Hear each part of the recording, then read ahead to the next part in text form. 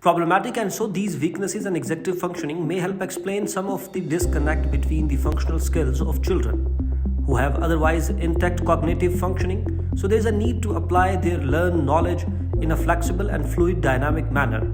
So I know there are a lot of big words in the title of the slide, but to freak it down, the question I'm posed here is, are specific executive functioning behaviors linked to the specific genetic changes in either autism or ADHD? So that would be the endophenotype, or are specific executive functioning behaviors linked to core features of multiple disorders, including autism and ADHD. That would be the polyphenotype, or are executive functioning behaviors a distinct cluster of symptoms that may or may not be present in either autism or ADHD. But the presence of this executive dysfunction decreases functional outcomes for those with autism and ADHD. So the short answer is we don't know yet. But this figure kind of starts us in that direction to help figure some of that out. And so what it shows in the areas of executive functioning weaknesses that are shown in both autism and ADHD, and those that are shared between autism and ADHD. So what you can see in the diagram is that the autism and ADHD comorbid group, that this kind of purpley color here, appear to share impairment and flexibility and planning with the autism group.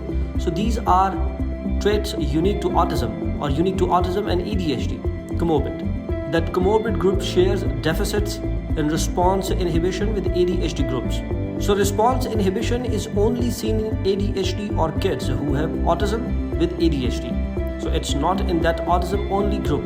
Conversely, deficits and attention monitoring, working memory fluency, concept formation and preparatory processing are shared by autism and ADHD. So the answer again to this question is yet to be determined. There appears to be evidence that there's some kind of combination of all of this going on, but importantly, identifying specific executive functioning patterns that could be linked to genetic or neurological markers. And children with autism, ADHD, or comorbid autism could be important for treatment, planning. And so again, we are talking about the co-occurrence, that comorbidity of autism and ADHD. And that's only been a topic of more rigorous study lately. As we previously, technically by diagnostic, manual standards were not able to make these diagnoses together. So we know that there are certainly kids forward to this fence, and there's some preliminary evidence to show that. When ADHD is comorbid with autism, the risk for increased severity of psychosocial problems increases. The kids with this comorbid condition experience more difficulty in daily life, potentially have lower cognitive functioning and more severe social impairments. They also potentially may be less responsive to standard treatments for either disorder. The other big question is how this presents differently in the different sexes, and that's really an untapped area of study to this point. And so what does this mean for our kids with autism? Well, I think we all can relate with having executive functioning challenges at one point or another, or every day perhaps. Our lives often demand more from us and we can handle that. Combined with not getting enough sleep can lead to daily blunders, forgetting to buy milk or to pay a bill that isn't on a regular cycle. But for kids with autism and or ADHD, having poor executive functioning can place them at risk for underachievement. So both academically or functional living skills place in at risk for increased family stress or poor adult outcomes. And so what do we do about that? Right.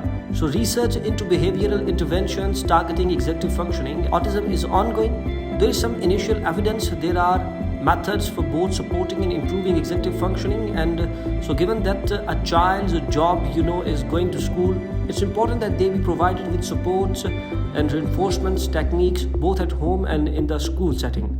Because unless these skills are practiced in different settings, they can't be generalized, so the child can't learn to use them flexibly.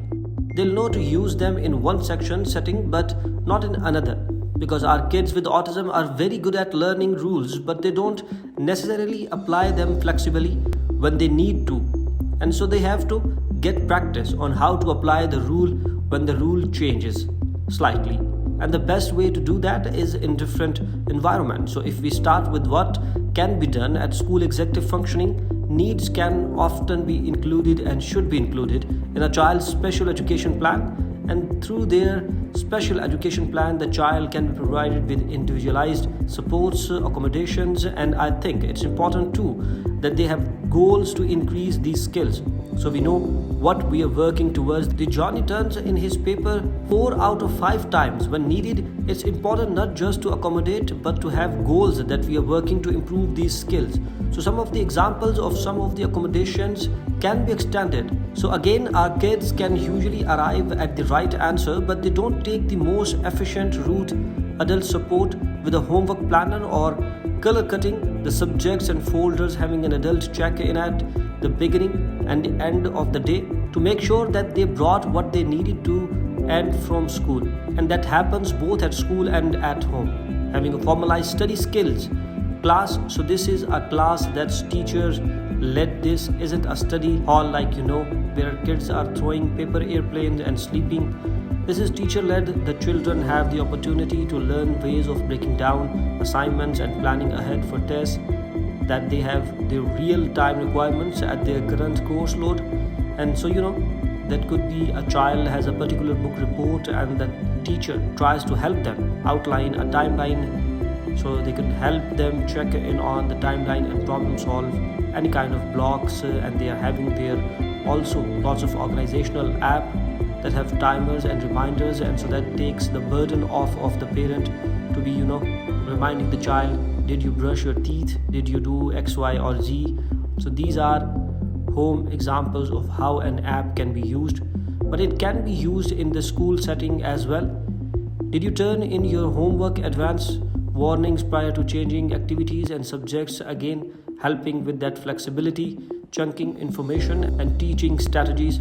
So learning the Great Lakes by kind of having a single word that sums them all up. And again, it's important that these things need to be done both at school and enforced at home. And while these are particularly focused on the individual, there are also school and classroom wide modifications that can be made. And so these are ways that you can set up an environment and set up your classroom or your school that support all students, and especially those with executive functioning challenges.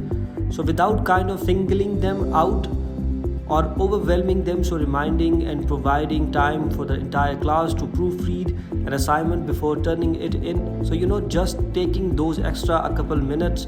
Okay, everyone, I want you to look down at your assignment. Do you have your name on it?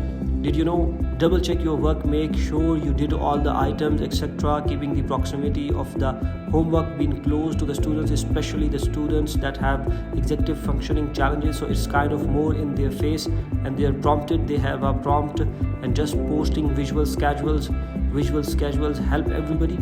I could not survive without all the list that I have and I make every day. So a visual schedule is just a larger, fancier list essentially. So I want to talk about some specific programs that are available that can be used both in school and home settings.